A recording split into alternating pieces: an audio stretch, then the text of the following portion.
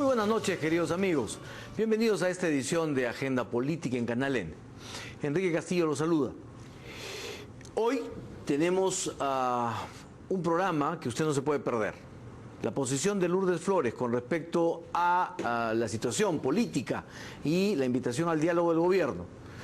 Las palabras de Pedro Pablo Kuczynski sobre las medidas que debería tomar el gobierno en materia económica.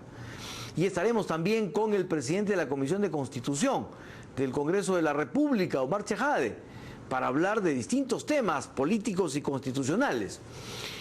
Antes, vamos a repasar los cuadros de la encuesta de Ipsos Perú que ha publicado el día de hoy El Comercio. Primer cuadro, y es la aprobación del presidente de la República. Ahí la tienen ustedes. Nueva caída en la aprobación del presidente de la República. Desde el mes de febrero, que tenía 54, ahora está apenas en 29%.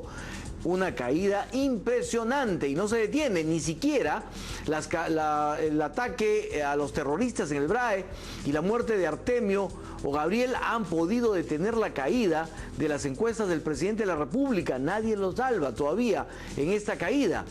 Se ha pronunciado y si bien ahora han sido 4 puntos, sigue la caída. Igual que la primera dama. Ha bajado de 38 a 36%. Nuevamente abajo. El siguiente cuadro nos muestra, ahí lo tenemos, nos muestra lo que piensan los peruanos respecto a la posición del gobierno. ¿Considera que en este momento el presidente Ollanta tiene una relación adecuada con otros partidos políticos o cree que se encuentra aislado? Está aislado, 58%. Una relación adecuada con otros partidos, 30%. Debe ser con Perú Posible. No precisa, 12%. Siguiente cuadro. ¿Cuáles cree que son las principales razones por las que la relación entre el gobierno y la oposición se podría haber deteriorado? El incumplimiento de las promesas de su campaña política, 39%. La falta de diálogo de Ollanta con otros grupos políticos, 37%. El poder de la primera dama, Nadine Heredia, en temas de gobierno, 33%. No haberle otorgado el indulto a Alberto Fujimori, 33%. Siguiente cuadro. Esperamos el siguiente cuadro.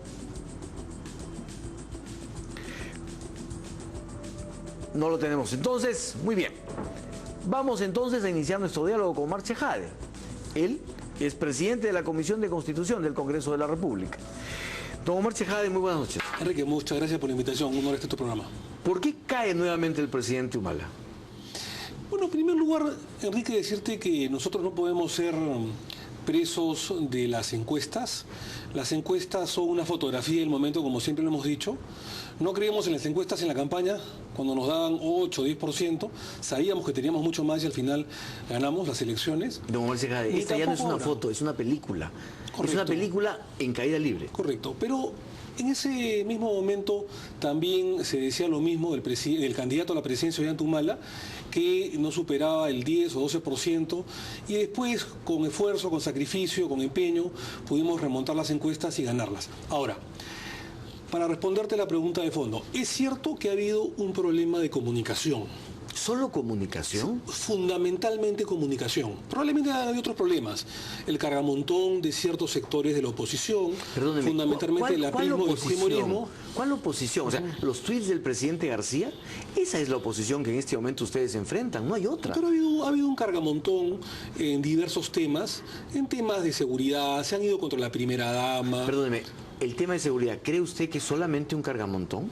Pero fíjate tú que en los últimos meses nosotros hemos estado repuntando con una serie de detenciones, desarticulando bandas, mejorando las remuneraciones de la Policía Nacional y la Fuerza Armada, equipando a la Fuerza Armada y Policial. Nos dejaron en una condición paupérrima los anteriores gobiernos y el gobierno del presidente Ollanta Humala ha cumplido con ello. Por eso digo, Enrique, que había un problema de comunicación fundamentalmente los ministros y algunos congresistas también, como no. O sea, ¿usted piensa, como el ministro Pedraza, de que es un tema de percepción? No, yo no he dicho. Yo no pienso que es un problema de percepción. Ha habido un problema que nos ha costado, estamos remontándolo, con una serie se ha desarticulado una serie de bandas en los últimos meses con grupos de élite. Se ha capturado en el BRAE, no solamente a Alipio, a Alfonso, a Gabriel, sino también a Artemio, O sea, han habido capturas emblemáticas, cosa que no han tenido los últimos 10 o 12 años en los últimos gobiernos. Entonces, ha habido resultados.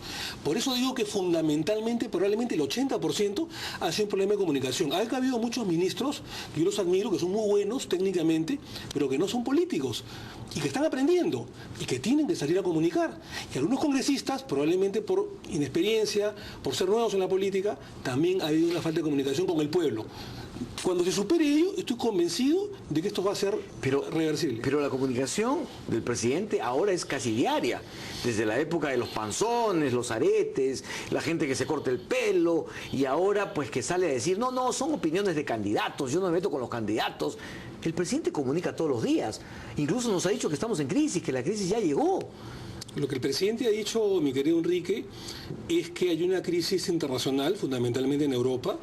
Estamos en un mundo globalizado, nosotros dependemos un 60% de los metales, y que el Perú económicamente, a pesar de ello, está sólido, tiene una economía sólida. Eso es lo que ha dicho el presidente de la República. Hemos pasado de 8 a 4.4% de crecimiento. Es que el problema, Enrique, no es si vamos a crecer o no. Esa no es la pregunta. La pregunta es cuánto vamos a crecer. O sea, que seguimos creciendo, estamos en un ritmo económico importante, lo estamos. La pregunta es si crecemos 8, 6 o 4, porque definitivamente... ¿Y esa diferencia a usted no le parece, no le parece que son importantes? Sí, ha habido una desaceleración de la economía, pero eso es en gran parte producto de que nuestra economía durante muchos años ha dependido de nuestros metales, de la minería, y económicamente, globalmente, como un mundo globalizado, ha decaído los precios de los metales. Pero estoy absolutamente seguro que el presidente Ollanta está aplicando una economía de crecimiento, pero con inclusión social, o sea, con desarrollo. Y creo que eso es importante, ¿no? Salomón Lerner Guitis ha dicho que el presidente escogió mal a sus técnicos y que se ha encastillado, en referencia, por supuesto, al ministro de Economía. Bueno, es una opinión personal de mi amigo Salomón, yo la respeto bastante. Yo creo que tenemos buenos técnicos. Repito, esos técnicos tienen que asumir una función política. Si hay que hacer una autocrítica, esa es. Tienen que asumir una función política. Creo que de a poco la están asumiendo, pero definitivamente el Perú no ha parado. El Perú sigue siendo líder en la región de América Latina, junto con Colombia, junto con México, junto con Brasil, y seguimos creciendo. Estamos aplicando un modelo parecido al anterior, pero el plus es la inclusión social, los programas sociales. Keiko Fujimori ha dicho que hemos pasado de piloto automático a neutro. Sí, la leí hoy día en El Comercio, es bastante gracioso lo que ha dicho la señora Keiko. Lo respetamos, es parte de un discurso político de oposición, ella que querrá sacar ahora para su propio molino, pero creo, Enrique, que así como las reformas constitucionales que estamos proponiendo, es momento de concertar. Este es el año de la concertación con los grupos de oposición. Eso no pensaba hace 15 días apenas ni el presidente del Consejo de Ministros, ni varios de los ministros. Es más, el presidente de la República, atendiendo a las opiniones de quienes deberían ser sus interlocutores en este llamado al diálogo, ha dicho, no, son palabras de candidatos, yo no estoy a la par que los candidatos. O sea, de alguna manera los ningunea sus opiniones. O sea, ¿cómo se puede tener diálogo con esos que van a ser sus interlocutores si los ningunea? Hay diálogo y hay concertación cuando hay frases constructivas de los candidatos de oposición. Hay diálogo y concertación cuando la oposición quiere concertar, porque no confundamos. Lo que pasa, mi querido Enrique, que a veces hay palabras, incluso del expresidente García, lo decimos con mucho respeto, que se confunde concertación con cogobierno. Lo que quiere el gobierno es un diálogo, es concertar con la oposición, pero no necesariamente gobernar. ¿Usted cree que Alan García quiere un cogobierno? No sé, a veces algunas palabras de ambos, de los candidatos del aprismo y del fujimorismo, a veces conllevan a pensar que ellos quieren poner la agenda en el gobierno. Y si no gobernar, por lo menos que todas sus ideas o sugerencias estén como punto de partida, ¿no es cierto? Y lo que se hace, todo lo que se hace en contra de eso es malo. Yo creo, Enrique, e independientemente de ello, que este es un año importantísimo. El presidente de la República, en su mensaje presidencial el 28 de julio, ha tendido puentes, ha querido concertar. La idea es el consenso con todos los grupos políticos, incluso con el doctor García, incluso con la señora Keiko, con el fujimorismo, con el aprismo y con los diferentes grupos políticos. Tú vas a entrevistar dentro de poco a Lourdes Flores y ella creo que también está de acuerdo con la concertación, al igual que Solidaridad. Vamos a escuchar ahora su opinión, no la ha dicho todavía. Pero la oposición ha reiterado que con Juan Jiménez, el primer ministro, no va a dialogar. No va a dialogar con quien dicen ya está desprestigiado, ya no tiene credibilidad, es una persona que se ha dedicado a la confrontación, a golpear.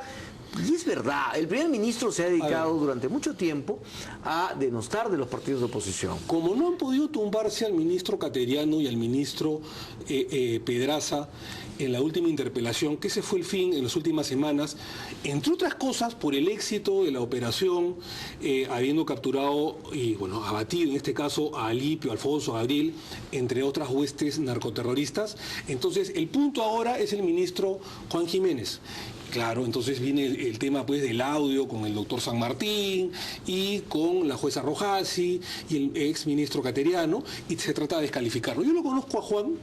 Juan es una persona muy conservadora, muy abierta, democrática, tiene credenciales profesionales democráticas, Enrique, y creo que ha hecho un buen trabajo. Puede hacer mucho más, pero por supuesto, yo creo que él está abierto a la concertación. ¿Por qué descalificarlo?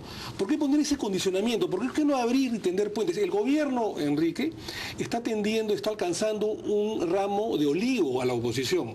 Y yo creo que ellos, la oposición, el fujimorismo, el aprismo, deben recibirlo. Está teniendo un ramo de olivo o quiere una tabla de salvación. Es decir, con 29% en las encuestas, con una economía que se desacelera, de pronto lo que quiere es una tabla de salvación para no ser el único responsable de lo que está pasando y para poder compartir esa responsabilidad con otros y decirles, no, ustedes me dijeron que hagamos tal cosa, entonces no me critiquen. De pronto es así. No, yo creo que por medio, Enrique, está el Perú. Yo creo que la agenda es mucho más amplia que pensar en los comicios electorales del año 2016. Lamentablemente han habido muchos candidatos que han adelantado el reloj electoral y quieren sacar algo para su propio molino. Pero creo que es momento, el otro día, por ejemplo, me dio gusto escucharlo a Jorge del Castillo, que sin ningún tipo de condicionamiento de ministro Jiménez o el primer Jiménez, está dispuesto a concertar con el partido de gobierno. Yo creo que esa es una buena decisión que deberían también seguir los demás líderes políticos como el doctor García y la doctora Keiko Fujimori, ¿no? Don Omar Sejade, 50% de los peruanos habla de una penetración del narcotráfico en el gobierno, 48% en el Congreso, pero peor que eso, el 58% de los peruanos piensa, cree, está seguro que el narcotráfico financió la campaña del Partido Nacionalista. Qué fuerte, ¿no? No, eso es absolutamente falso, probablemente sea una percepción, pero yo te quiero decir una cosa. La señora Nancy Obregón que es parte del gran problema de esta percepción, fue separada del Partido Nacionalista en agosto del 2010. O sea, hace 3 años, cuando Ollanta Humala era el líder de la oposición democrática, digamos, cuando el presidente García era el gobernante, nuestro gobernante, y fue separada por el presidente Ollanta del Partido Nacionalista. Y la captura o detención de Nancy Obregón y sus familiares se ha dado en este gobierno, perdóneme, con la policía en este gobierno. Creo que se olvide usted de un intervalo en el cual Nancy Obregón trabajó en el Congreso, fue apoyada por el congresista Daniela Huataz, trabajó su hija en el Congreso. Sí, pero eso no alcanza la responsabilidad del presidente Ollanta. Daniela Huataz cometió un error y él ha pedido disculpas y hay que aplaudir al ex presidente del Congreso, Daniela Huataz, el haber reconocido su error y el haber pedido disculpas. Y además, tampoco hay que adelantar opinión. Para todos existe el principio de la presunción de inocencia y hay que ver en proceso judicial, en sede judicial, qué pasa con la responsabilidad o inocencia de la señora Obregón. Pero en todo caso, la señora Huataz ha pedido disculpas y eso no alcanza a responsabilizar al presidente Ollanta. Para ustedes parece que este es el gobierno de las percepciones, malas o buenas. ¿Qué tiene de bueno la Constitución del 79 que no tenga la del 93? A ver, nosotros juramos por la Constitución de Víctor Raúl Aguilar Torre como un gesto, fue un tema simbólico. Sí,